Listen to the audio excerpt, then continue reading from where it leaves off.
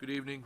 The Wednesday, January 14th, 2026 meeting of the Conservation Commission will now come to order. First order of business will be the Pledge of Allegiance. I pledge allegiance to the flag of the United States of America and to the republic for which it stands, one nation, under God, indivisible, with liberty and justice for all.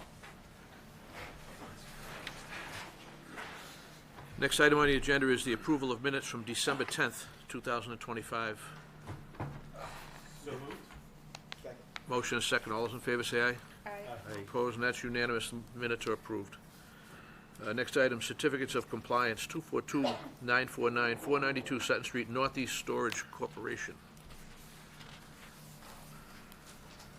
Hold on one second. All right, so we have Chris Sparagis with Williams and Sparagis with us this evening. He wasn't a design engineer, but he is picking up the tail end of this. So this order was issued in July of 1999, and it governed the construction of a 50,000 square foot self-storage set of buildings, parking lot, access drives, utilities, stormwater management, BMPs, within 100-foot buffer zone to BVW. The order was modified in 2000 to clarify no disturb zone and 50-foot no build zone, as well as some tweaks to building locations and grading that was approved. Construction was complete in the summer of 2003. In May of 2003, the design engineer prepared an as-built plan and prepared a memo that listed some discrepancies, but also site conditions that weren't quite stable, and nothing went forward after that. So I believe that the agent at the time tabled it, thinking we need to get this site more stabilized before we even take it any further. Staff change happened and it got lost in the sauce. So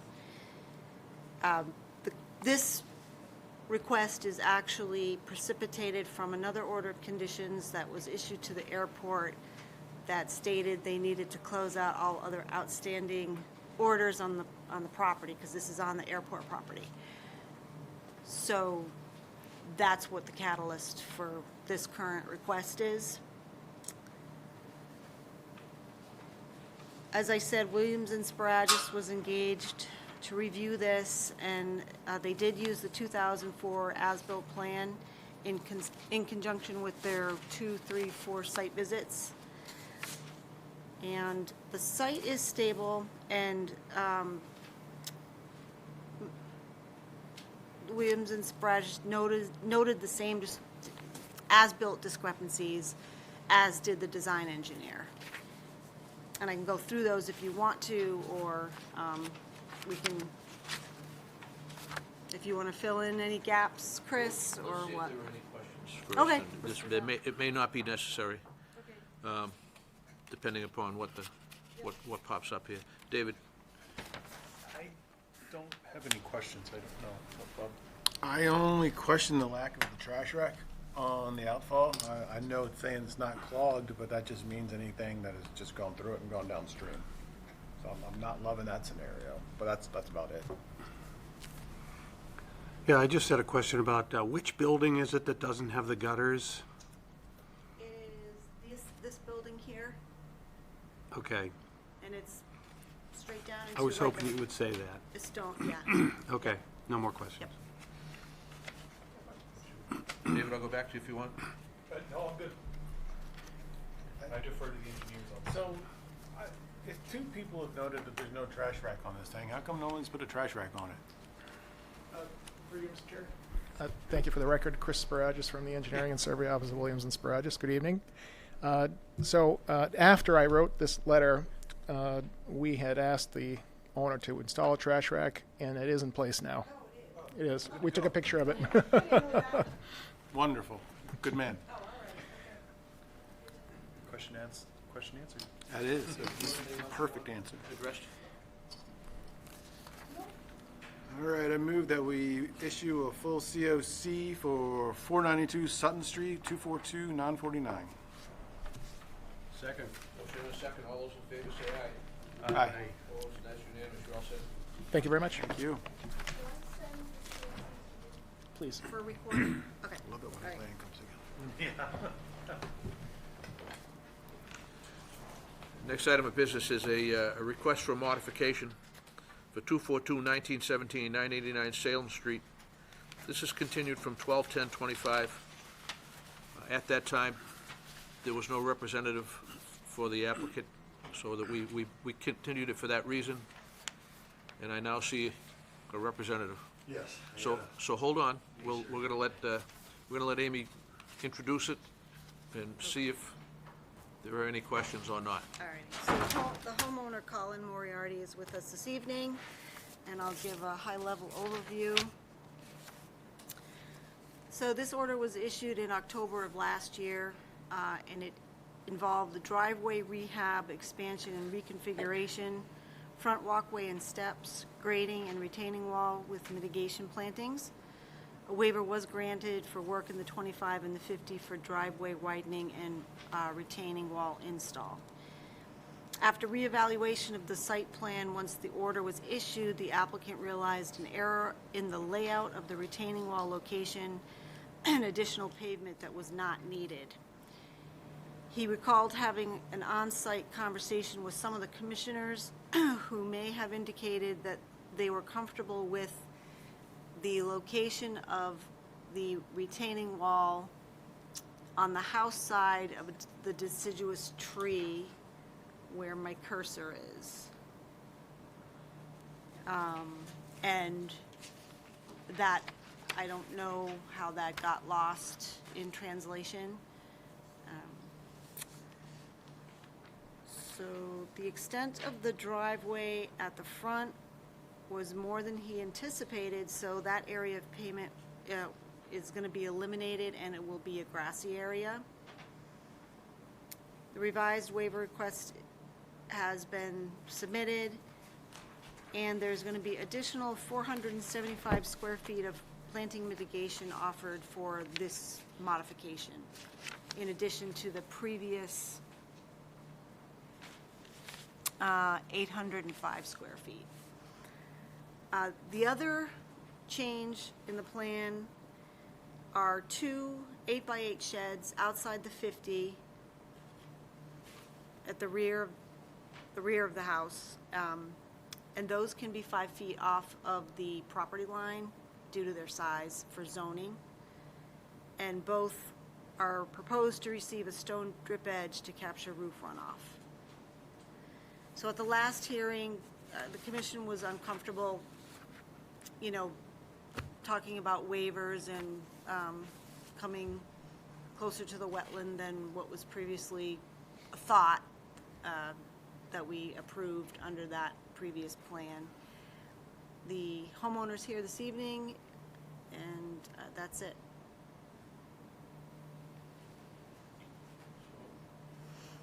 Let me start with the commissioners. Any questions? No, because, well, I should say, I'm more interested in what our professionals on the commission have for questions Well, than. be careful what you wish for. Oh, I don't have any questions. I'm okay with everything, but I'm going to be voting nay on the new proximity of the wall. It's too close to the wetlands. So, that's, Jack, I defer at this point. okay? I think I was trying to remember back to the site visit, and I do remember discussing that tree, but I think we were thinking of a different angle. Like, if you kind of look at where the line it starts at that tree and then angles closer to the wetlands instead of maintaining that same distance. So I think that's something that I would request another look at. So, when we did the site visit, the results of the site visit were reflected on the order of conditions. Your request for modification basically is saying there was a misunderstanding in the discussion. Not with our site visit with my engineer, Okay, who had made several mistakes. okay, you want to go through them real quick? Yeah, so I'm a pretty thorough person. I've had him at every site meeting. I've had him at every meeting here. And I've had him at 3 or 4 with me personally. When I brought him out there, I had stakes in the ground. I used marking paint. I had string for elevations. I mean, it couldn't have been any more plain, which is this original. Now, originally, we had brought it on the other side of that deciduous, and at the site meeting, I believe Marissa had talked about pulling that line significantly closer to the house. But as the property swales from away from the house and from that upper level, that would have funneled all the water down into the front yard. And it was also very restrictive coming from the back or that side yard into the front. I was under the impression, I mean, for me, I was like, can we just be on this side of the deciduous? So we moved it about 5 or 6 feet in that direction. And I thought everybody was in agreement that that was it. I assumed that Robert, my site engineer, was paying attention. I was watching him write notes. As far as the distance from the house to the front of the retaining wall where the new driveway was going to be added, I initially had 2 walls with him because I needed 5 feet. I said, I want to put a 2-footer, I want to come in 2, and then I want to go up 3 more. His words to me were, I can get you to 4 feet without doing that. He didn't tell me that he was pulling that wall 10 feet up my property line, which is unbelievable. I have an 8-year history with this man. He no longer works there. I found out he was on his way out anyways. I feel like he was very lackadaisical about taking his notes. Again, marks, stakes, elevations, even the underground line, he had initially just drawn it going like to the garage floor. Now, that power line has and always will be going to that front left corner of the house. It's overhead. It's very clear. The pole is there. Why he drew it there, I have no idea. But he was completely, either he had already left the job or was just disinterested. But my 8-year history with him was flawless. So I apologize for all of this. Believe me, it's a heartache.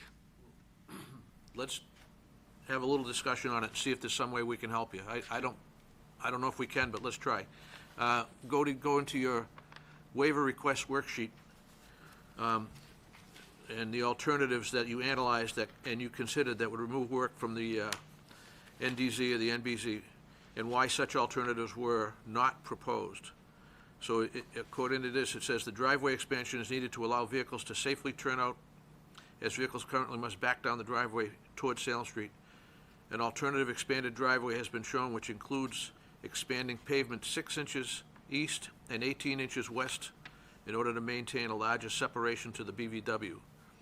The alternative is constructing the retaining walls as proposed would be to locate them outside the 25 no disturb. This alternative is not preferred, as the proposal of the walls is to provide relatively flat yard in front of the dwelling.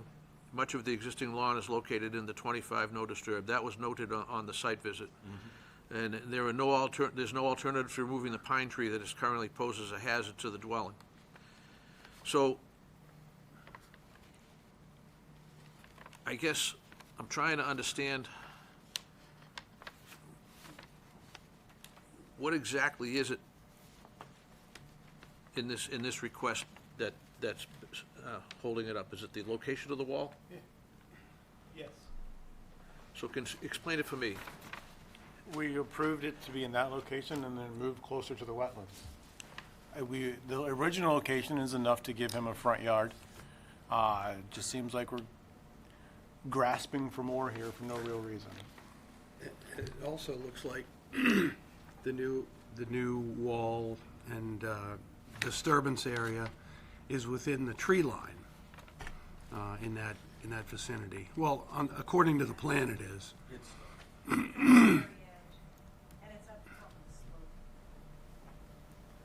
So, were you at the? I was not. Okay. It was discussed, that was the location. Everyone seemed fine with it at that point. It got drawn wrong. The yard coming from the other street and from the house both swell down significantly.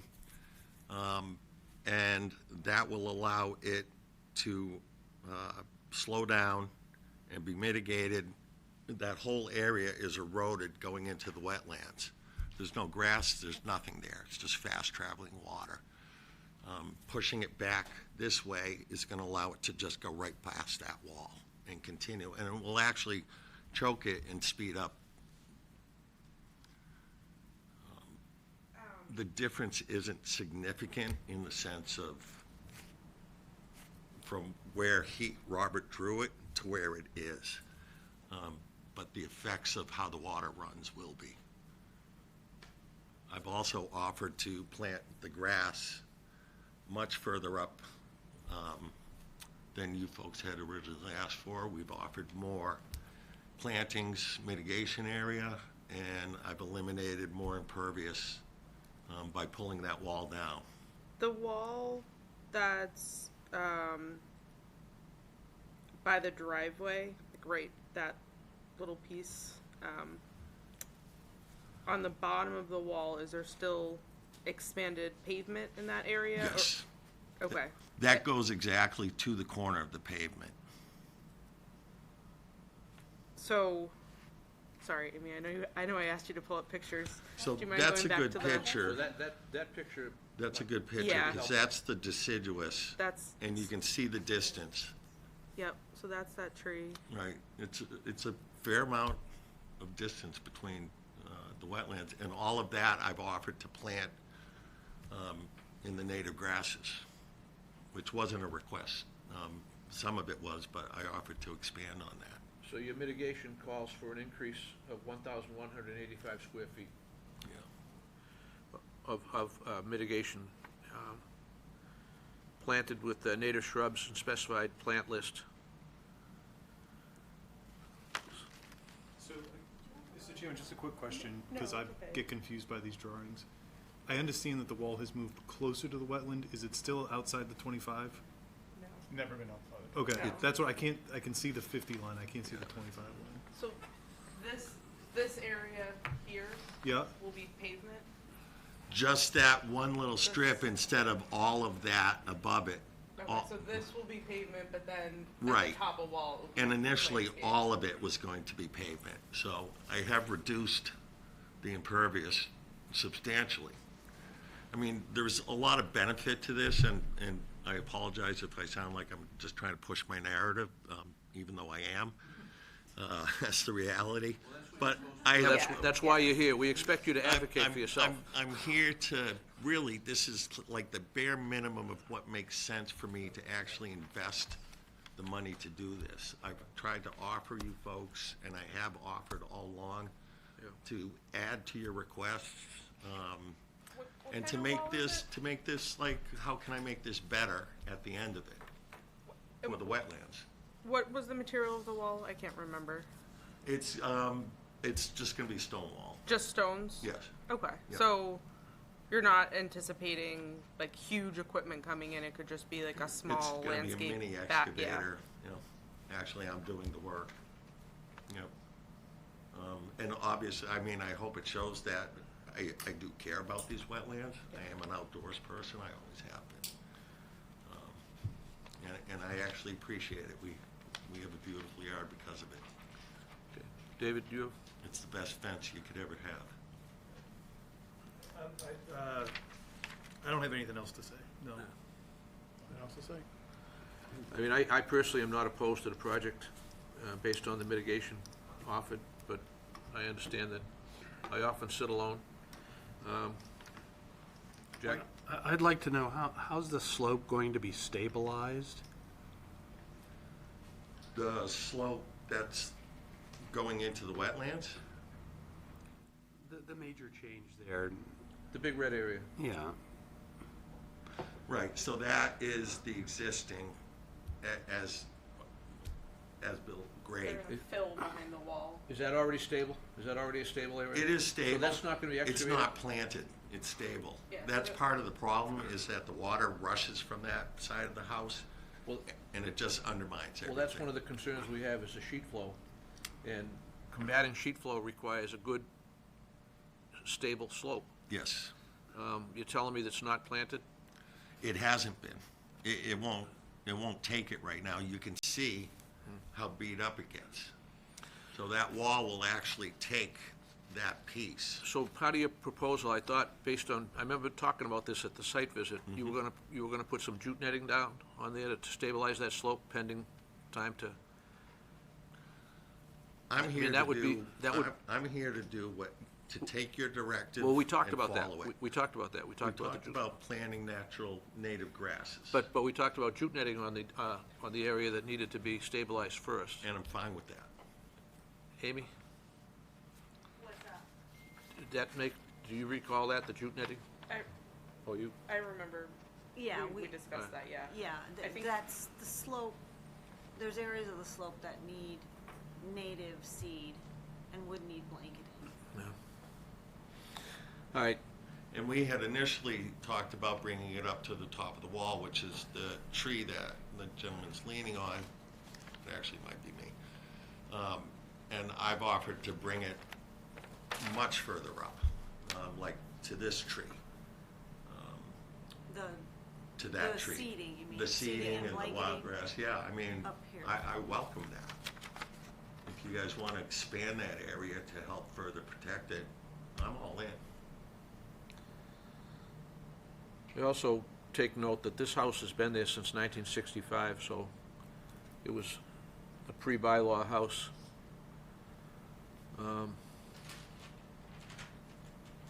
The applicant needs a waiver to complete the project. So the first item that we have to deal with is whether or not to grant the waiver based upon the alternatives analysis sheet that's attached to his application. I will only vote if there's a tie. I have no problem with this project. However, I'm just gonna call for a motion at this time. Just for procedure, so we're granting a waiver, then amending the existing order of conditions? Using if the waiver passes, Yup, then we'd be approving the modification, and Modification. we could add, additional we conditions. could add conditions at that time, if we want to. So if we want to put this, All right, I'll make a motion to call the question on the waiver. are you moving to approve the waiver? I'll move to approve the waiver. Okay, I need a second. Second. I have a motion and a second to approve the waiver. All those in favor of the waiver signify by saying aye. Aye. Signify, all those opposed? aye. I'll vote in favor of the waiver. I'll break the tie. The waiver is passed.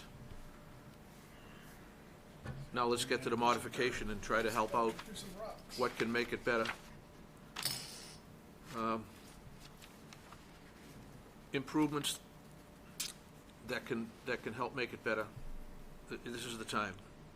I mean, I think, do we have to accept, by accepting the waiver or approving the waiver, did we accept the additional mitigation, or do we need to add that into the We're accepting conditions? the mitigation. We can modify other conditions. Okay. For example, one of my suggestions was to have the slope jute netted pre-seeding. And maybe you will. That's something that we could add. You can add this area. That's my recommendation, my opinion solely. But that would be something I'd want to see him do. My recommendation or condition is, I'm guessing that it's because it's a stone wall, it's not going to have drainage behind it, but that we would condition that no drainage from the wall directly, there's no pipes that directly outlet into the wetland unless they have stone. My guess is you're just gonna throw stone behind the boulders, but, and that will drain itself, it won't need a pipe, but just, Put the condition in. yeah. Brad? So why is this Why is this proposed plan, this modified plan, better than the original plan? It's more that, it was drawn incorrectly, quite honestly. I overlooked it because I had such an extensive Could the work with original him. plan be built? It's something that I won't do. The yard's so short at that point, and then it comes so far to the house that it actually, quite honestly, it looks ridiculous and it's not worth the expense. I really feel that what I'm doing is gonna help mitigate the water. You can see the slope coming this way, and then it slopes away from the house. And so that whole area suffers. And by having the amount of yard that I'm proposing to have, which isn't that significant, but it certainly, I would say, is scalable to the size of the house, like it looks right. Okay. To push it back up and push it back in, it's, So basically, you proposed a plan that you didn't want due to a misunderstanding with your engineer, and Yes. now you're proposing the plan that you do want. this is what I wanted. It was my bad for not really studying it. I certainly, I look at this stuff enough, but my history with Robert and all the site visits and the conversations and the stakes and the paint and the strings, All right, so we can't worry about Robert anymore right now. sure, What you have is a plan in front of us yes, with with an approved waiver that gives you a chance to, gives us a chance to modify the plan to make it as good a plan as possible. yes. So that's the information I'm looking for right now. I agree with the two recommendations that have been made so far. And anybody with the mitigation, there's a lot of mitigation proposed. If you look at the plan, you can see a lot of mitigation proposed. And then we'd extend seating and blanketing in this direction. I'm sorry, what? We'd extend the native seating and blanketing to this way, Yep. Yes. in this area. Is that an added? That would be additional Added to the order? condition, yeah. Yeah, good, okay. Anybody else? Okay, so now, we're gonna close and issue an amended modification. I need a motion to close and issue the modification. So moved. Second. Motion is second, all those in favor say aye. Aye. Opposed? Aye. I'm in favor of the modification, voted 3-2. You're all set? Don't break my heart now.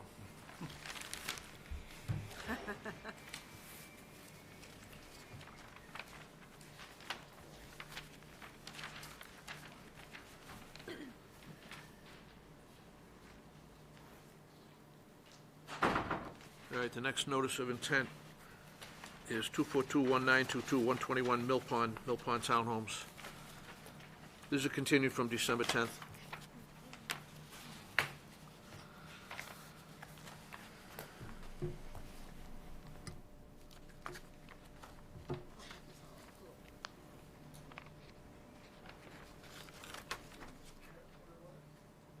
I'm sorry? You can't have the door, I'm sorry, what? We can't have the door you can't closed. have the door closed in public meeting. I can't? I'll open it. Okay. All right. Then can we, correct me if I'm wrong. I think it It was, it was done for noise reduction, but we're happy to open it. Can't be closed due to ADA accessibility. Okay. That doesn't have a button, unless it has a button. It doesn't have a button. Oh, it doesn't? Then yeah, Wait. just open it so. I think there's a chuck somewhere. There's a block behind the door that should hold it open. Sorry to be a pain. No problem. I didn't think we had an issue. It has a fire bar on it. Yeah, it's coming in. No, the fire bar's pushing out, see? No, for people coming in. Don't hold that against them. Yeah, please, don't hold it against me. I don't make any guarantees either, but. Fair enough. Amy, you have the floor. All right. So the commission will recall that this project involves installation of underground conduit at buildings 8, 10, and 18. And at the last meeting, the commission, particularly building 13, where the route of the conduit was pretty close to the bank of the pond and potentially interfering with some root systems of large trees that are holding the bank up. Commission requested that a third-party peer review in the form of a certified arborist take a look at these trees and make recommendations. And in general, the commission wanted further evaluation of alternative routes. In your packet, there is email correspondence from the design engineer, as well as a report from Heirloom Tree and Shrub out of Newton, Hampshire. Chris Wood, who is the certified arborist. That's it in a nutshell. Jared Battists is with us this evening from Verdantist, if you have questions. Go ahead. So I remember the last time we were here, one of the concerns I had was the routing of the pipe at Building 13. And one of the things that I requested at that time was to modify the route. I know other commissions had other questions. That was one of the ones that I was interested in. So you can begin wherever you want. Yes, so, You are requesting a waiver, right? There is a waiver Yes. request in front of us. So you should specifically, at this time, speak to the waiver as why it's an alternative, why there's no alternative to the route that you're proposing. We have to vote on the waiver first. correct. Okay. So, the reason we are proposing that route is that's really the most practical approach to bring the communication service into the building. If you see on the front of the building, those are all the garages and all the courtyards. That area is all paved. It would be, extremely difficult to actually, tear all that up and, dig in a conduit there. There's also, water, sewer, other utility services. So that is the reason why we have gone kind of around towards the wetland on the back. I know one of the questions or one of the concerns was some of the large trees. We did have Chris Wood, Heirloom Tree and Shrub, who's a certified arborist. He did come out. I met him on site. We took a look at the trees. He provided some setbacks, 10 to 12 feet setback off of the trees. We discussed, keeping the alignment as close to the building as possible, away from the wetland. And then if any roots that are, 2 inches or diameter greater, that would be, we would stop the mechanical trenching, and then we would use an air spade, which uses compressed air to clear, and expose them and work, around them.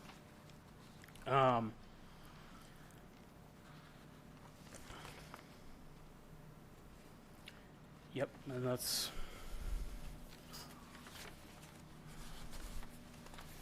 essentially we got.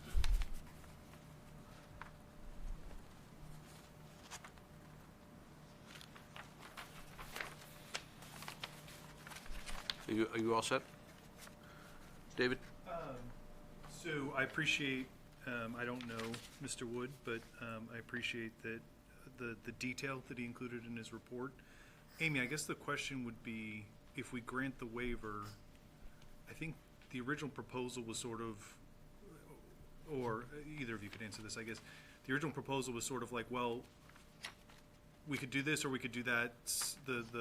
That'll be determined on site once we sort of start digging. So with this information, can we specify like that you have to follow this plan of, sounds like it has to be an open trench, that digging has to stop when you incur a 2-inch root, Like, can we, Directional drilling is blind, correct, and you're gonna shoot right through right.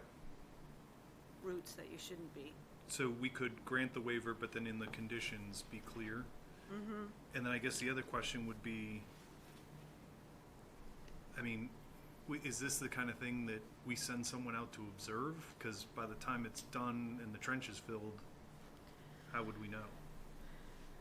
Well, with every single order of conditions, there's, a monitor, it's a wetland consultant or PE, that could be part of their scope that we could include. They must be on site during that, particularly that excavation. Yeah. Because again, my concern is partly the preservation of the trees, but more what the arborist pointed out, which is if those trees fail, those folks are going to have swim out apartments, I think. So those are my questions, Mr. Chairman. Right. Further away than the last guy's building. You good? Yeah.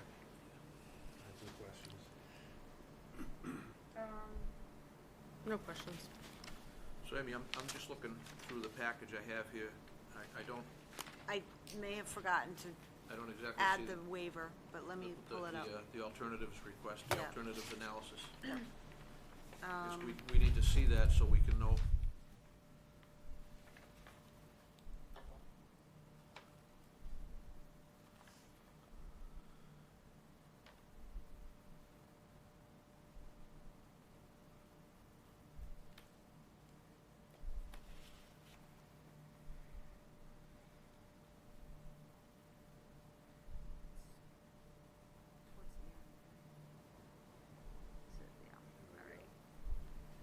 So,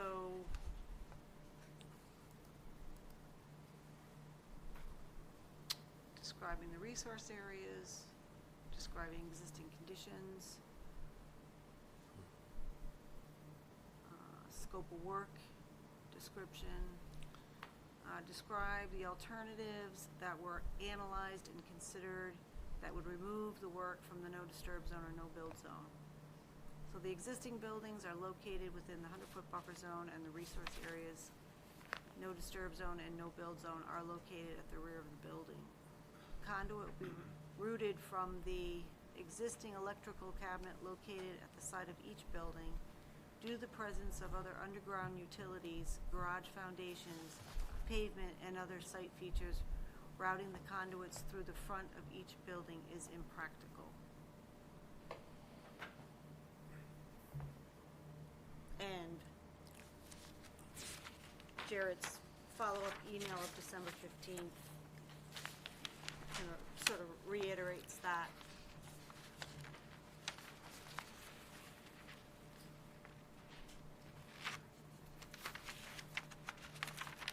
How deep is the cable going? 18 to 24 inches. Is it a cut and cover operation?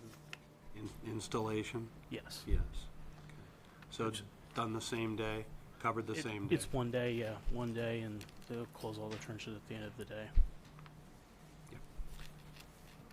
Thank you. I remember I asked you the last time, this is not an electric cable, this is just CATV. Yeah, it's communications fiber. Files, Yeah, basically a Fios cable. 5/8 inch conduit.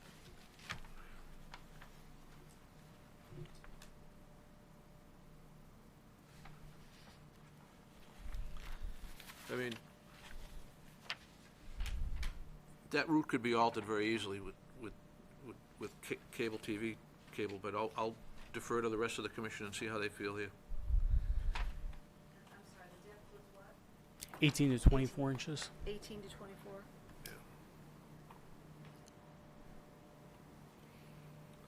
5/8 inch diameter conduit.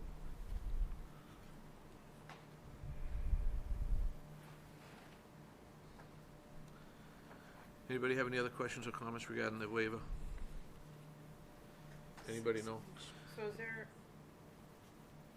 there existing, this is a replacement of a line or a new line? Like, I know it's a new line, but is there an existing service there? I do not believe there's no fiber service. Okay. It was built in the 70s, so. Okay. That's all. Amy, anything else you want to add before I call this? So regarding the waiver, I need a motion to either affirm or deny the waiver. I move that we approve the waiver as proposed. Motion and second, all those in favor say aye. Aye. Opposed? That's unanimous, the waiver passes to the body of the notice. Are there any changes that want to be made or amendments that want to be made to the order of conditions with respect to this project? Well, this is a fresh, brand-new order, so we'll consider it later in the. When we deliberate? And then we can, So we just need a motion to close. yeah, I don't think there's any. Let me anyone see. in the public. Any abutters to Mill Pond Town Halls? No abutters. All those in favor of closing signify by saying aye. Aye. All those opposed? And the item is closed. Great, thank you. I seconded that. Okay. I seconded that.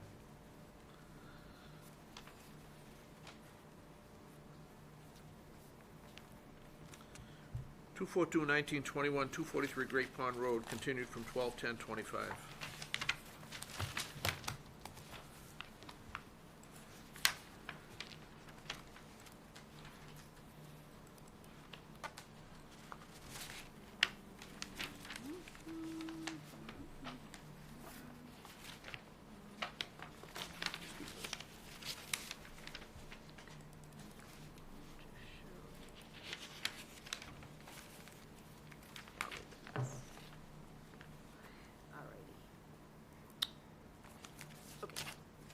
Quick overview, Commission will recall this project entails removal of an existing sports court and associated gravel and the construction of a 24 by 36 greenhouse, utility connections, roof infiltration trench, stone path, a new deck, raised flower beds, short retaining wall and steps, perimeter post and rail wired fence. And there will be an internal French drain in the greenhouse that connects straight to the town the sewer, which is a town sewer system. Work is in the riverfront area, buffer zone to BVW, and the fence is within the 50 but at the 25, which I think the commission had a general sense that that wasn't a huge problem. So at the last meeting, we were just waiting for stormwater review to conclude, which it has. The planning board has closed their hearing and issued their watershed special permit approval on January 6th. Plan revisions pending were utility connection, greenhouse floor material was changed from crushed stone to concrete slab, providing calcs for reduction of impervious surface, and that was it. Representatives are here this evening. Yeah, do you have any questions or comments you want? I don't. Okay. David? No, sir. All set. Yeah, I'm all set. All set. Any abutters that want to be heard on this matter? None answer. I'll entertain a motion. Motion to close the hearing? Second. Motion to close an issue within 21 days. All those in favor say aye. Aye. Opposed, and that's unanimous. You're closed. Thank you.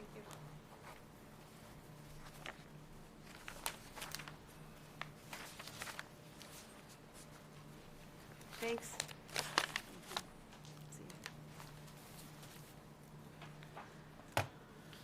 you. The next one, 1591 Osgood, Amy, is there a DEP number for that?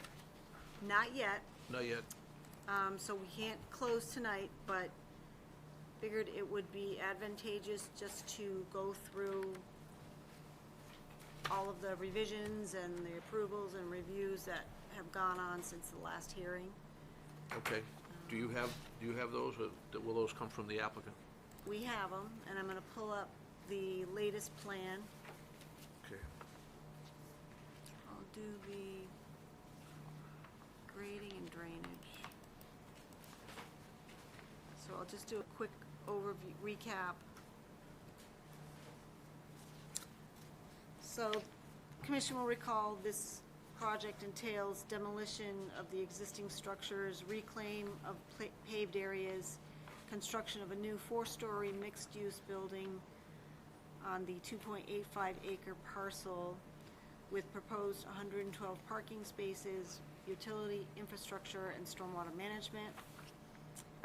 Stormwater management consists of catch basins, 2 subsurface infiltration chamber systems that eventually discharge to the municipal system. Works in the buffer zone, and it actually restores areas within the 50 which are currently paved and disturbed. There are 2 wetland systems, one's on-site and one is off-site. Both were reviewed by staff and no flag changes made. Planning board had 3 peer reviews done for stormwater, civil, and traffic. They have closed their hearing and issued their special permit on January 6th, so all those reviews have been concluded, and our peer reviewers are satisfied with the responses. And I just listed in my staff report just sort of the issues that came out of the last hearing that I believe have been addressed, but to be determined if the commission wants to take those up. And like I said, no DEP file number, so we'll have to continue, but we can at least see if there's remaining issues that need to be addressed. Eric Poulin is with us this evening from, forget your, Jones and Beach Engineers.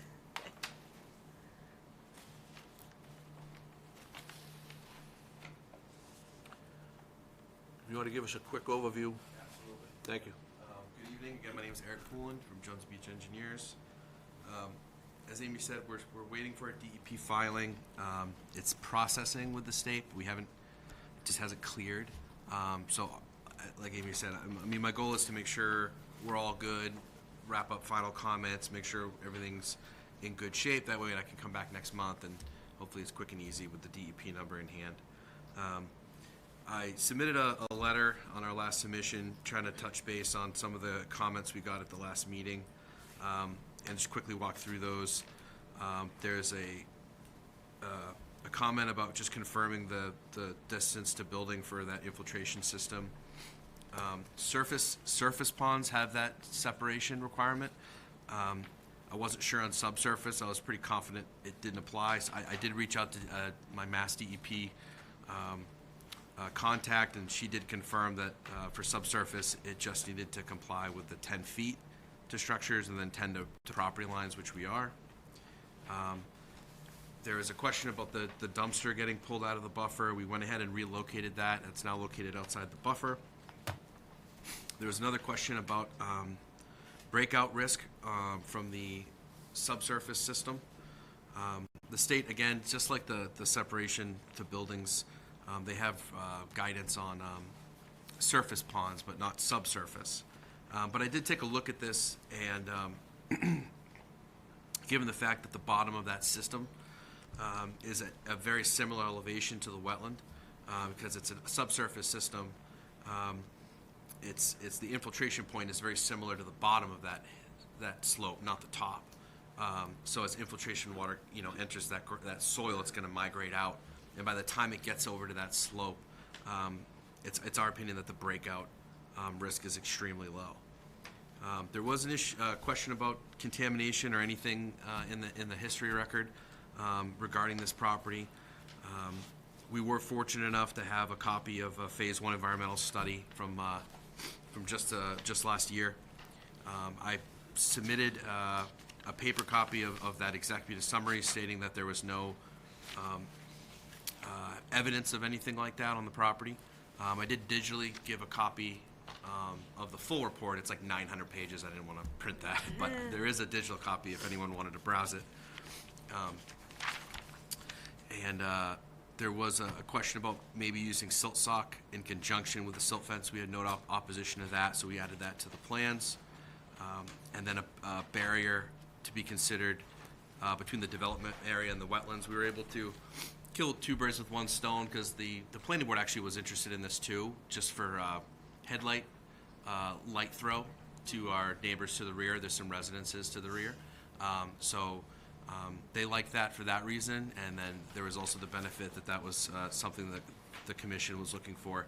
So we added a 6-foot solid stockade fence that wraps around the back of the parking lot between the wetlands, and it's sitting on a 1-foot berm. So we'll have really good solid separation, a physical barrier between us and those wetland systems. I sent this to Amy a little later this afternoon. I just wanted to mention our reviewer at Mass DEP did mention she had no technical comments on the filing, and she was we're sitting tight for that DEP number to come in. The only other thing I wanted to mention was, and I can't remember if Amy mentioned it, but the stormwater comments were concluded with planning board. They had no further comment. And that planning board approval came in just a week ago. So that's kind of the status of the project at this point. So again, I just wanted to hopefully wrap up any outstanding comments, questions, concerns, and then I can just pop in real quick next month and with a DEP number and hopefully move this forward. Thank you. Let's find out. I have no questions at this time. Go ahead. Appreciate you moving the dumpster, and I read over the stormwater report. They did a pretty good job reviewing it and going back and forth. It's funny to me that they would have a different rule for ponds as opposed to underground storage, because it's not like water infiltrates it differently. But it is what it is. You got the letter from DEP. Is there any way to get you to wrap the sides of that chamber? I didn't see a detail. To wrap the sides of the chamber with impermeable membrane so it doesn't go out the side, it just goes out the bottom of the system? The perimeter? Yes, sir. From like a vertical wall around the perimeter? Yes, sir. That will alleviate a lot of the breakout. Yeah. And is it a slab on grade, or you got a basement on that thing? It's a slab on grade, but it's a keyed in first floor. I think what I can do, I'm pretty sure I'm comfortable doing that. The model doesn't typically, and I'm almost certain of this, I don't have it in front of me, but the model typically doesn't take credit for infiltration out the sides. It doesn't. We HydroCAD? take a conservative approach and just say bottom. So Yeah. I don't think wrapping the perimeter would change my numbers that everyone's been looking at. So I don't think I have any objection to doing that. Okay. Just as a little bit of an extra safety factor. So what kind of, I don't understand the material that would wrap around it. What would it be? Just an impermeable, something the water can't get through. So that way it's not migrating out the sides, it only goes out the bottom. 8 mil polyethylene? I'm going to leave Yeah, that it's up to usually a design. poly, couple mil poly. Yeah. Couple Yeah, 10, 20. That's a little on the heavy duty side, but something like that we could provide and wrap that. We're talking about the system out back. Yes. Yeah. Front's so, fine. Yeah, I'm comfortable doing that. So, just so I understand, wrapping the entire perimeter, or just the sides, or what are we doing? Yeah, picture like a above ground pool is what we're gonna do to this thing. So we're gonna wrap it with a vertical wall of fabric that's impermeable so that the water can't go out the sides, it can only go down. Okay, got Yeah. it. Yeah. Okay, Ground pool with no Yeah. bottom. With no bottom, yeah. okay. What thickness would you typically, what do they typically do? I'll leave it up. Yeah, I don't need much, I just, yeah. barrier to keep water. Okay. Water, Yeah. okay.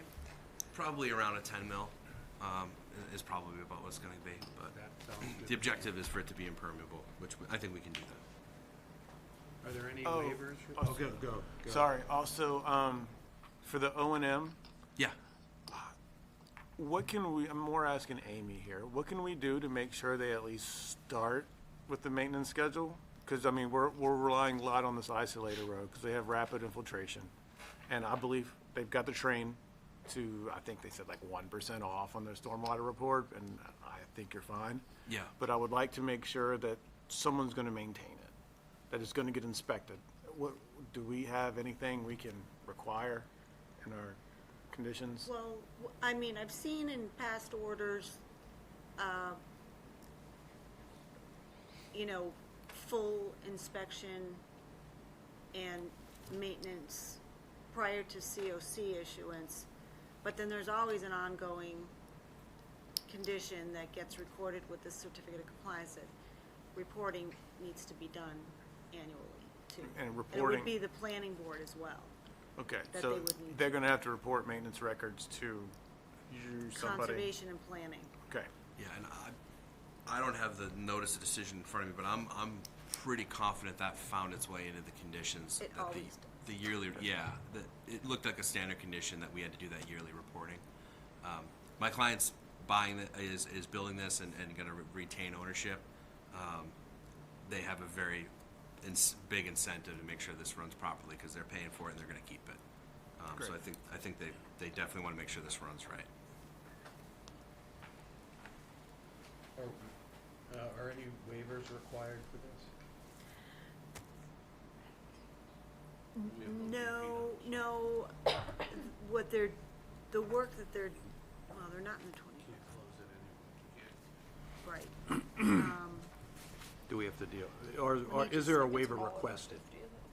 Is my question. Yeah, Yeah, I don't think there's any of so let me just pull up the Removal of existing conditions. Pavement in the 50, would that require a waiver? So we have pavement removal in the 50. But the sides of the off-site wetland, no, actually, no, you guys, here we go. No. The only work is to remove pavement and keep it out of the 50. Right. So, Yeah, I yeah, wouldn't think this so. is restoration. No new pavement, so they were purposeful in keeping pavement outside the 50, new pavement. Yeah, and we'll be pulling all that old pavement out of there. Coming back to see us again anyway. So Yep. if you discover in the interim that a waiver's needed, No. you can, Yeah, I'll do a quick review and just Yeah. make sure Yeah. we're covering our bases. I Yeah. don't think we need one at this point. Good. But I'll do a double check, and then we can handle it then if we need it. okay. Meeting, All set. good? Chris? Question about the snow storage. I didn't see it any. I guess thank you for showing it outside the 50-foot, but I have some concern that there's not enough shown, that they're not for the amount of pavement, and that they're not really going to put snow storage, large piles, right in front of the building on the street. So I guess I would be recommending a condition that over a certain snow amount, volume or whatever, that it's trucked off site. That way it's not just pushed down into the wetland area. Yep. That's a very good point, and that already exists on the plans. Good. Let me just see if I can find the note. I know it's on here. Yep. Sheet C2, Yep. note 22. Snow to be stored at the edge of pavement in the area shown on plans or trucked off site to an approved dumping location. So, yep. I think I'd probably just add like height of snow storage. I don't know. I'm just there's like the one pile that's kind of by the one pile that's by the wetland area that there's no fence. Oh, here? Nope, actually, because there's a fence on the back of both of those. The other one, if you go to the left. Yeah. By the, yes, that one right there. So there's no fence, I don't think, between that and the wetland area. So I'm just a little concerned about snow just getting continuously just kind of pushed in that area. And not that, you know, it's just snow plowing contractors are busy and trying to. Yeah, it's always hard to. We lay it out on a plan, but it's Yeah. always difficult in real world conditions. We tried to find as many pockets as we could. We also tried to spread them around so that they had options. They had options in the front and the side and the rear. And we try to be mindful of locations that weren't going to destroy landscaping, so we try to work around our landscaping. It's a tight site. We try to find spots as best we could. I could try to do a little bit of grading manipulation in that area to make sure that it pitches forward rather than back, so that it gets caught, it drops into the pavement and then off into the stormwater system at least, so it's not going the other way. But we are fighting this is a hill basically, and we are fighting that slope on that side. So it's tough. I could try to as best I can, but it is difficult in that corner. Yeah, no, I understand it's difficult. I am, I guess, open to suggestions for ways to kind of manage that area. So even reducing it slightly, I recommend, and then I know that forces them to truck more snow off site, but it just kind of shows that there's not enough room on site for large snowstorms. Yeah. I can look at, I always like to double check the landscaping plan. I might need to make some tweaks, but we have a decent grass area on the opposite side of that drive lane adjacent to the building. There's a little, right there. There's a little snow pocket there, but maybe we expand that because there is some real estate there, and I make that one on the other side smaller and just indicate that, listen, you can do a little bit of snow storage here, but this is really that's a thin strip, and don't overdo it. And if there's a huge pile there, I think court enforcement would have a good justification. If there's a huge mountain right there next to the wetland, they can come with this plan and say that wasn't the intent of the plan. Yeah. I could try to do something like that as well. Okay. Amy, how would you condition something like that? We have, there's a property off of Turnpike Street that had a similar, and I'll borrow language from that. That was pretty comprehensive. Is that the property in that's got the circular area with it? No, it's just before Johnson Street, Okay. you know what I'm talking about. I can't picture it right now, but I remember you and I went out to a site once where they had almost looked like a rain garden, but it was Yeah, that wasn't a it. snow garden. No. Yeah. Okay. Yeah. Well, we can figure this out Yep. when, I can even look it up. it's an item Perhaps. that we should follow up on. Yep. Okay. And I can work on it, because we're not gonna close tonight, so Right, I we're can definitely not find gonna it close. and That's why this is a good incorporate time to flesh out that stuff. Yep. You good? Yep. Anybody else? Okay, I guess we're gonna have to continue. Yep. I totally The understand. next meeting is when? 28th January of 20. January. So, looking for a motion to January 28th. Is 28th okay, or did you want to go farther than that? No, that's January 28th is great. Motion to continue to January 28th. Second. Motion second, all those in favor say aye. Aye. Opposed, and that's unanimous, thank you. Thank you, everyone.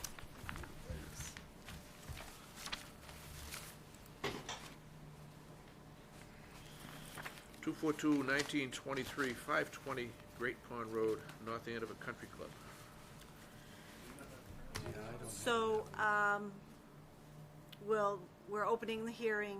We received a request to continue to the January 28th meeting as the applicant could not attend. No problem. So just open and continue. Yes. Okay, I need someone to do that. Motion to continue 242-1923 to January 28th hearing. Second. Motion second, all those in favor say aye. Aye. Opposed, and that's unanimous for 1923. Thanks, Marissa. Based on what I have in front of me here, we have decisions. Decisions. Let's do the decisions, and then Yep. Yep. whatever's left in the pile, we'll deal with at that time. Yep. 242-1922 will be the decision we tackle first. That's Mill Pond. Mill Pond Townhomes, Verizon New England, Inc. So, we need to change 21, right? Yes. Is it, it's 22, right? 242-1922, correct? Yes, I meant item, subsection 21, or condition 21. I'm sorry, you're Condition getting ahead of me. No, yeah, sorry, that's my bad. That's all right, go ahead, take the ball and run with it. Well, so we can, anything about missile boring can come out. So that it's the conduit will be installed by trenching. Is it, can we incorporate the arborist report by reference, or do we have to Absolutely. specifically say? Yep, no, I've got it down already, in terms of approved record documents, and I can expand on this description to say we had a third-party arborist, and per those recommendations, open trenching shall be the method.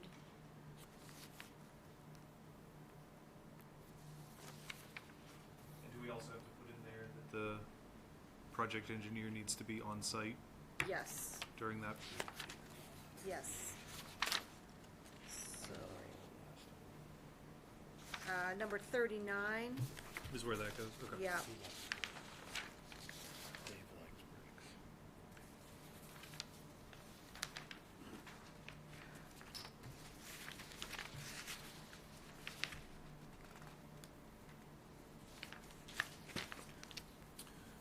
So Amy, just so I can repeat it back to you to make sure I understand. Yes, So we're gonna say, with that green section in condition 21 will be changed to read, the conduit will be installed by trenching in a manner consistent with the recommendations in the arborist report. Include, right? yep. Okay.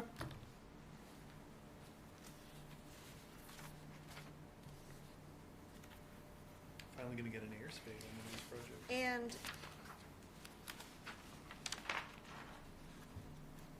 direct observation of trenching at building 13, that's what we're most worried about. Which one? For the wetland, for the monitor to be on site during Yeah. trenching Yeah, the entire way for building 13. right. I No. mean, Yeah, they should yeah. definitely have the monitor on for the whole, Oh, yeah, but in terms of like, if they do part day 1 and part 2, day 2, then both days, that monitor needs to be on site. It's Yeah, not I- just like, oh, I did my weekly and, Yeah, no, this has gotta be- This is, this is a visual Yes, observation for of throughout the trenching. whole- Yeah, the cut and that cover, we want whole- the whole cut and cover the thing whole- on, yeah. yes. Yeah, I would request that, please. Yep. Thank you. Because it's gonna be done quick, and all of a yes, sudden, what you get is a letter that says oops on it. exactly. Or they just run the trencher right through the roots and cover it over, and Well, that's, I know, you and they're won't even like, get an oh. oops. well, you get one. Yeah. When they come back to get rid of the tree, because it's dead. Yep. Yep.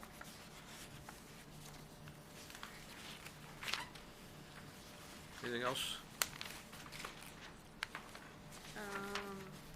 Number 38, bond. Yeah, I don't know. So this is the question that's always asked. If we had to fix, repair, take this over, Right. do this project, what would it cost us? We find that historically, we've always been low. Yeah, inflation. This is a cash performance bond that is refunded entirely at a time of a COC. CC, yep. How many feet of trenching?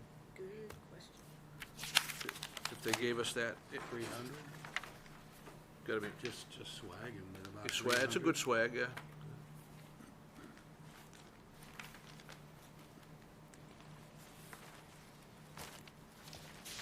I'd just leave it, Leave it. 3,000. I mean, they're- Amy, What's that? we're thinking 3,000's okay. Okay.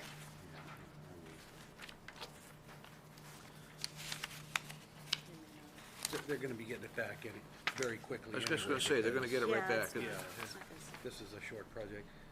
Condition 43, looks like we've got a cast of thousands for the pre-construction meeting. Cast of thousands. Yeah. NACC representative, the contractor, erosion control monitor, and I got all that. Also the wetland scientist, project engineer, and the applicant. All right, where is It's that? a good group. It's, Do you need the wetland scientist?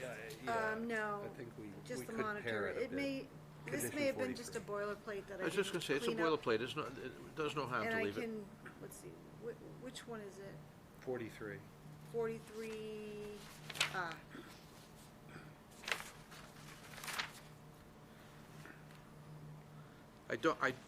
Respectfully, I don't recommend monitoring that condition.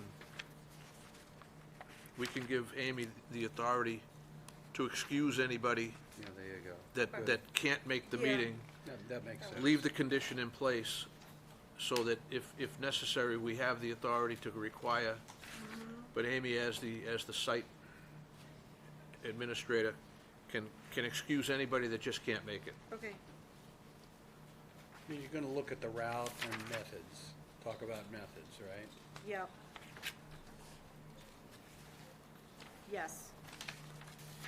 Oh, okay, I see, NACC rep, contractor. Sorry to keep things on the around. But going back to the previous page, I'm just curious, on subsection H with the do not disturb monuments, is the assumption that those are already in place, or? Some of them are. Yeah, okay. It's been like a patchwork as that complex has come before us, that scope of work So it's really area more has checking gotten- to see if they're there or not, Yeah. and if they're not, okay. I was just curious Yeah, more than yeah. anything else. Yeah. When that complex was built, there was no Oh, order of conditions on the original construction. The original construction was approximately 1966, and it was just build it, Yep, and that's what happened. that's it.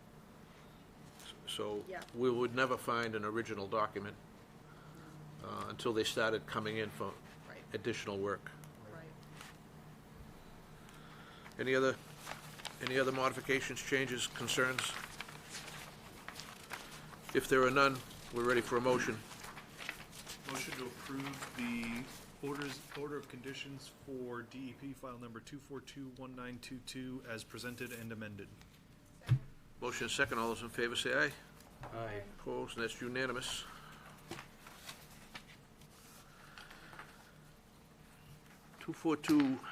(242-1921). Great Pond Road.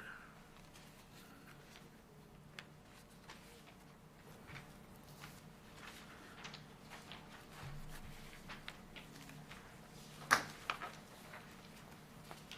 don't think there was any specific conditions talked about during discussion. I don't have anything written down anyway to add or whatever, unless you have ideas. So I did ask the engineer about dewatering, and he seems very confident that there won't be a need. Stop the hill, so. Yeah, so, I just, condition number 52 is, I could say if dewatering becomes necessary. I mean, that's a risk if they want to take it, but the condition remains, right?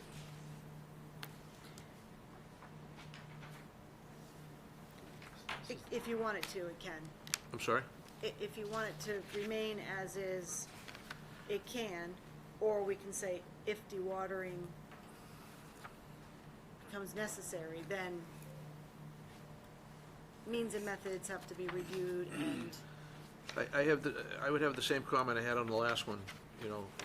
okay, You have the authority on site okay, to make adjustments. I would rather not screw around amending the boilerplate order of conditions because you may all of a sudden have to rely upon it. Yeah, okay, no, the way it says, prior to implementation of the field, means and methods shall be reviewed. Okay, that's good. All right.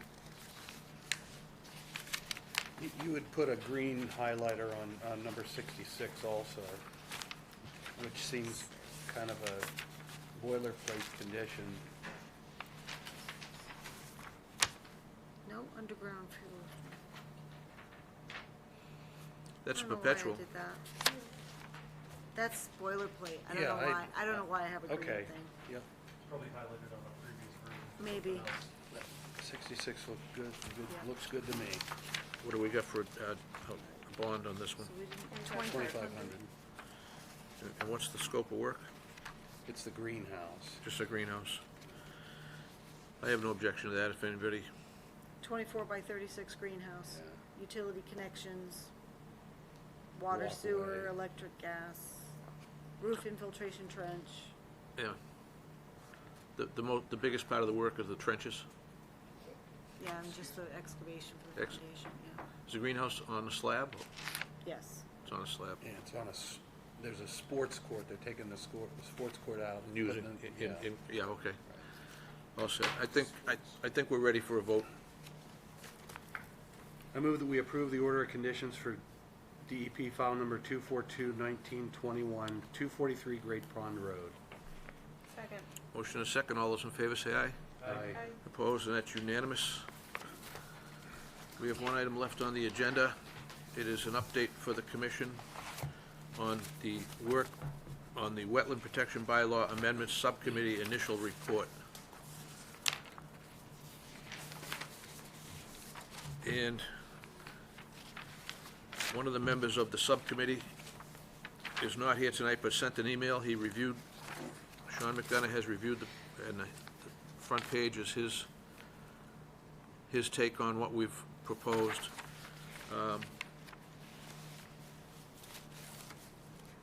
I guess it might be easier just to answer questions if you have them.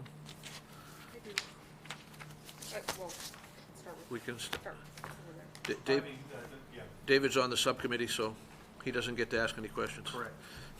I just wish Sean was here today. So Sean is probably watching us on TV.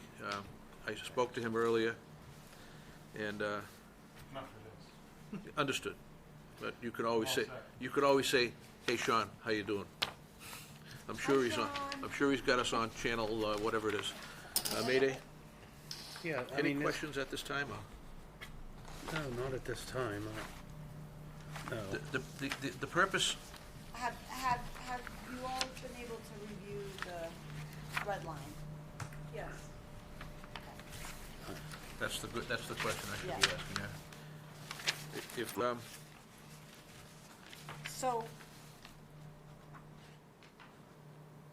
the main, couple of the main things is, we wanted to separate jurisdictional areas versus wetland resource areas. As it's written now, the entire buffer zone is considered or called a wetland resource area. But we allow work and construction between 50 and 100. And that makes it difficult for calculating contiguous buildable area per the zoning bylaw. So it's a strange conflict where we allow you to build between 50 and 100, but our bylaw says it's a wetland resource area, therefore it can't be counted toward contiguous buildable area. So it's, So, in my opinion, that's a building department issue, not a conservation issue, because you can technically you could fill a wetland, which is a wetland resource area, so it wouldn't count towards buildable area. So, but that, our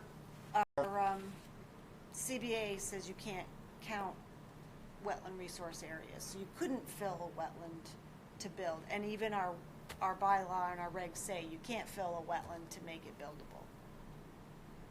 Do you know what I mean? no. Okay. are you referring to a limited project? Yeah. So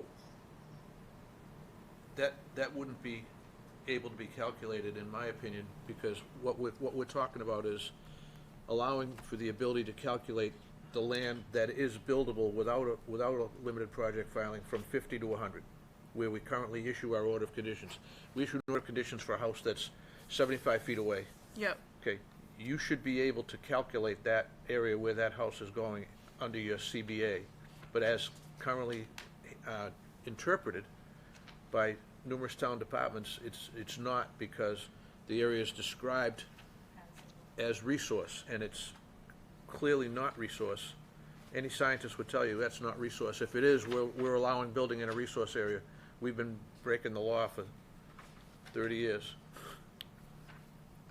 So, my counterpoint to that is the 100-foot is the flood zone is a resource area, but you can build in it if it's elevated. So how would you? So if you can build in it, if you're looking at a map Yes. of a lot, and here's the 50-foot. Everything down here is non-buildable, everything up here is buildable. We're saying you can calculate this area as part of your CBA, which currently is not allowed, Yep. because So- it calls all of this as resource area. So, what do the? So I guess, I think we both agree. Yeah. But I think my point is, it seems like the ZBA definition needs to be modified to 50 to 100 to say that you can count the 50 to 100, not our definitions. Well, we have to start somewhere, and we're the ones that are in the wetland business. We're correctly defining what a resource area is. We're changing the definition from the jurisdictional area, which is Yeah. 100 feet. We're saying just because it's jurisdictional, we allow building in the 50. We condition building in the 50. We do it all the time. That's where we allow the building to go, from 50 to 100. That's the buildable area. But it's still but it's, It's- I guess I But it's, I no, see, disagree. it's not. That's the problem, it's an uphill battle that we're fighting. The area in the zone of jurisdiction that Yeah. goes from 50 to 100 is not resource area, it's upland. And it's incorrectly defined as resource.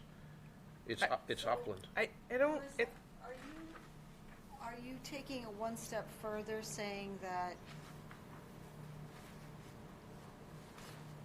borderland subject to flooding is a resource area? yeah, So they wouldn't be able to count that either in the correct, contiguous buildable area. yeah. And for that matter, riverfront area is a resource area as well. Yeah. Yeah.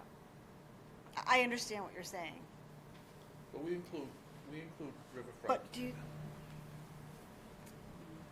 So, I guess while we're thinking about this, do you want me to ask my other question? yes, absolutely. So on page 1, part A, number 3, why was bank moved from item 4 to item 3? Because in the Wetlands Protection Act, a bank is defined as specifically as bordering on, the land bordering a river, stream, pond, or lake. So it doesn't. I guess it just doesn't make sense to me why it's moved. Or vegetated wetland, borderland. If you Any look back at the DEP definition. I don't know. And we can, and I can send, sorry, I was doing this today, so I can send you my comments and if you wanna think about it. On page 2, so the land subject to storm flowage, flooding by groundwater, surface water was removed Yes. under item 7. Yes.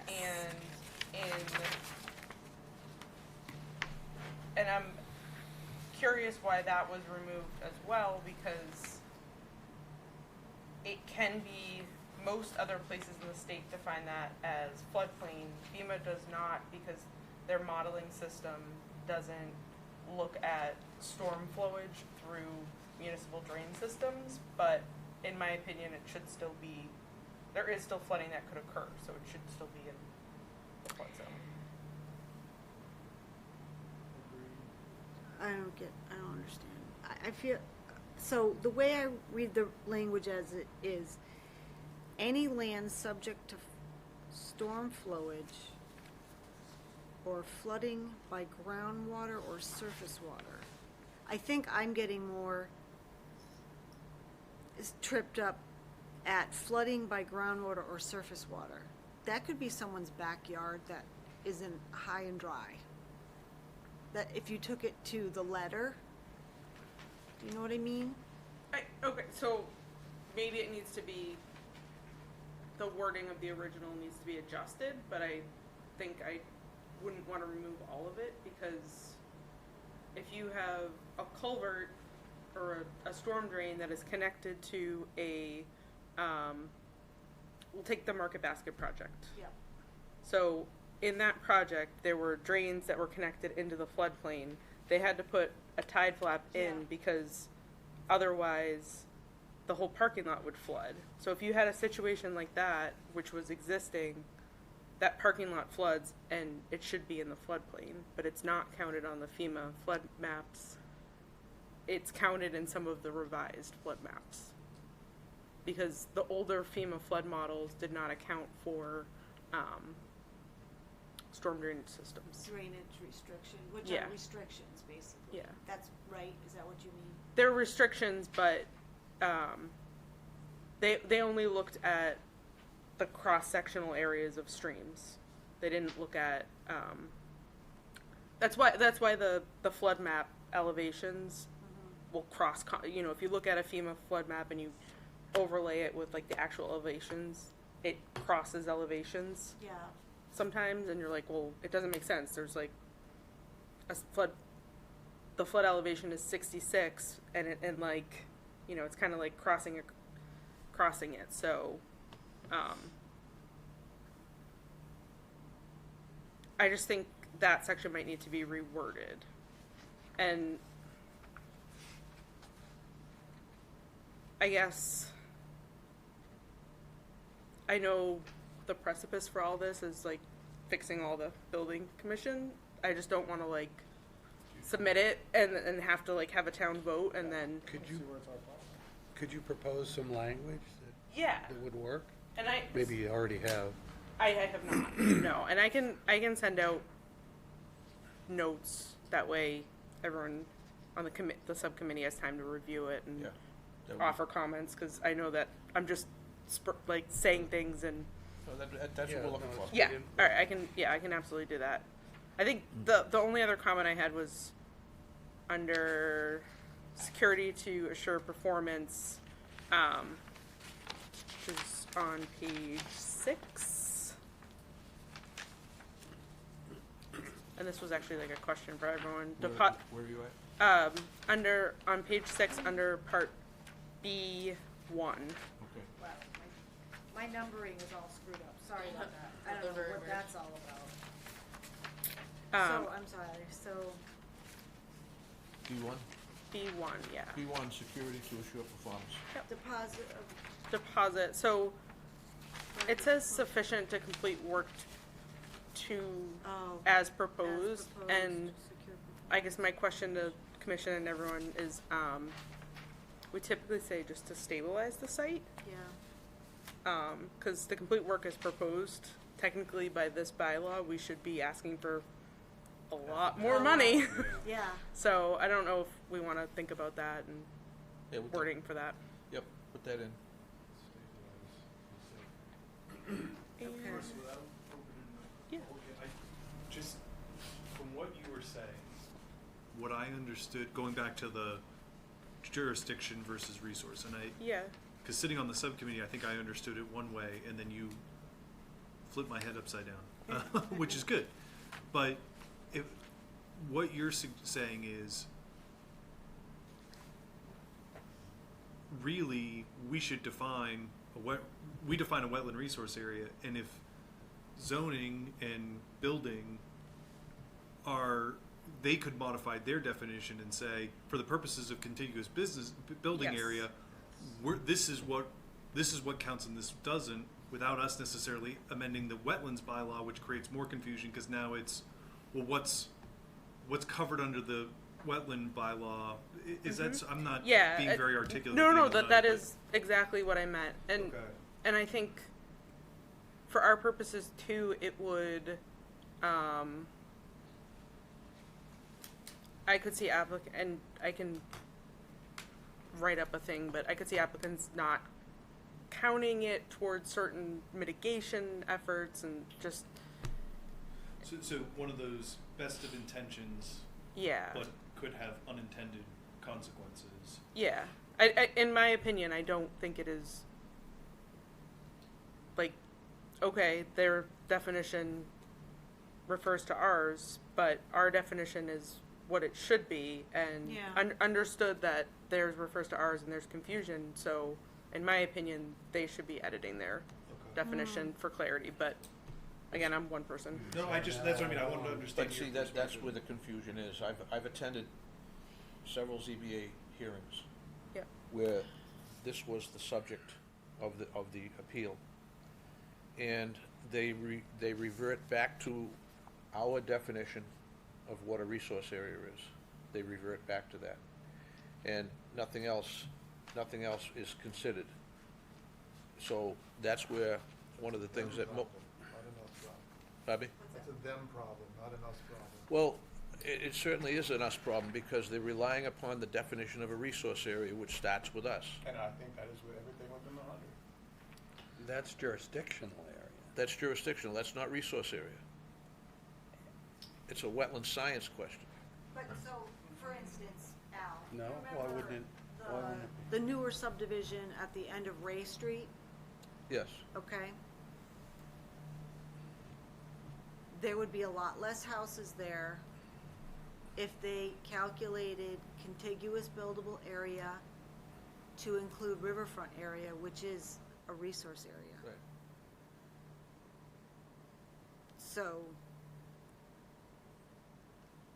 that's kind of what a developer came in after that got approved and said, you shouldn't have approved it that way because riverfront is a resource area. Yeah.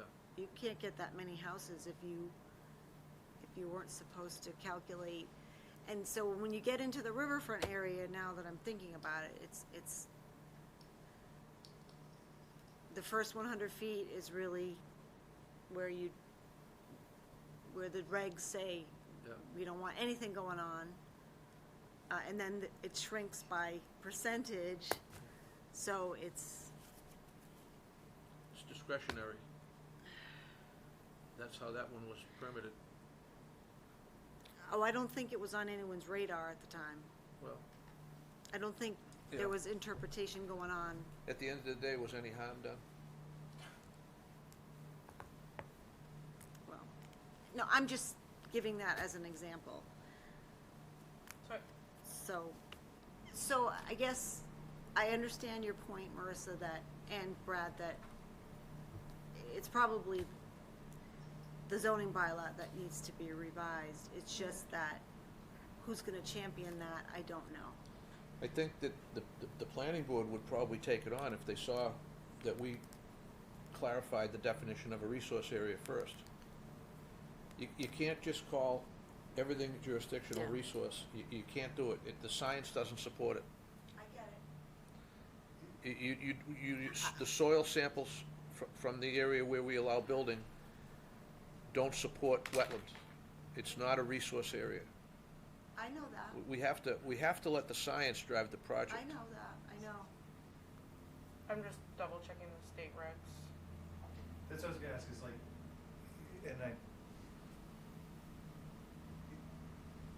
are we trying to reinvent a wheel? I mean, there's 351 cities and towns in the Commonwealth of Massachusetts, right? Yeah. We can't be the only one that's had to deal with this issue. No, I think 220, because I was looking it up actually the other day. 220 towns have a wetlands protection bylaw, Okay. and there's a link I'll send it out on MACC's website. That is really a nice chart that kind of goes through what they count for resource areas, buffer zone requirements and such.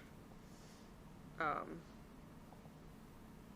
there anything, so that was gonna be my question, does MACC have any resources or suggestions around, hey, when there's a conflict between understandings of resource area, here's how they've been resolved, or?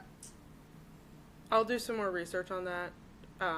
In my experience, it's usually whichever requirement is more stringent. Got it. And usually most towns are more stringent. If they have a bylaw, it's more stringent than the state regulations because of home rule, and then That's because it can't go the other way. yeah, Right. yeah, You can't be less than. yes. Okay.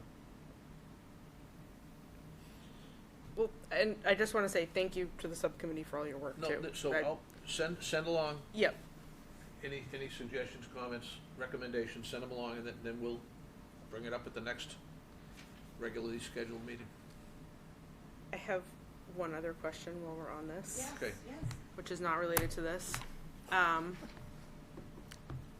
Has there been any discussion of a stormwater bylaw?